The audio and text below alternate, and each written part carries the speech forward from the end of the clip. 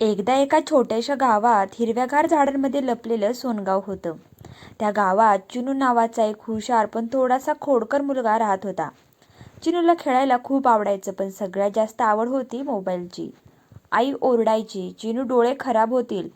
बाबा म्हणायचे मोबाईल खाली ठेव आणि बाहेर खेळ, पण चिनू ऐकायचंच नाही.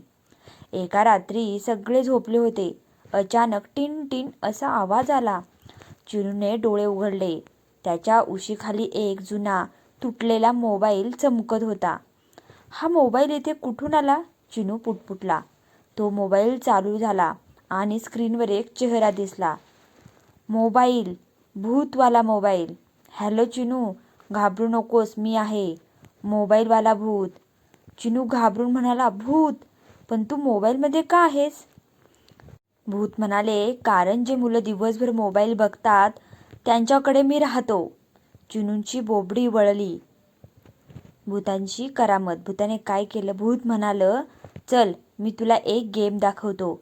मोबाईलमध्ये एक जादूची गेम सुरू झाला. पण हा गेम वेगळाच होता. जेव्हा चिनू हरायचा त्याचे डोळे दुखायचे, डोके गरगरायचे आणि कानात आवाज यायचा. चिनू रडत म्हणाला, मला हा गेम नको. त्याला सत्याची जाणीव झाली. भूत म्हणाले, चिनू, जास्त मोबाईल वापरल्यावर असंच होतं. खेळ, अभ्यास, झोप सगळं बिघडतं. चिनूला आईबाबांचे शब्द आठवले.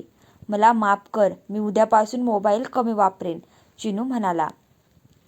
सकाळ झाली. चिनू उठला. तो मोबाईल गायब झाला होता. चिनू थेट बाहेर गेला. मित्रांसोबत क्रिकेट खेळला, झाडावर चढला, आईला मदत केली. संध्याकाळी बाबांनी विचारलं, आज मोबाईल नाही? चिनू हसत म्हणाला, नको बाबा, मोबाईलवाला भूत त्याला आठवला.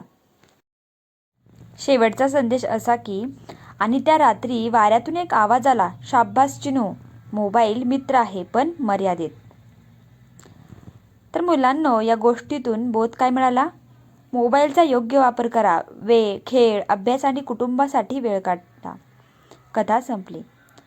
ही कथा तुम्हाला आवडली असेल तर व्हिडिओला नक्की लाईक, शेअर आणि सबस्क्राईब जरूर करा. धन्यवाद.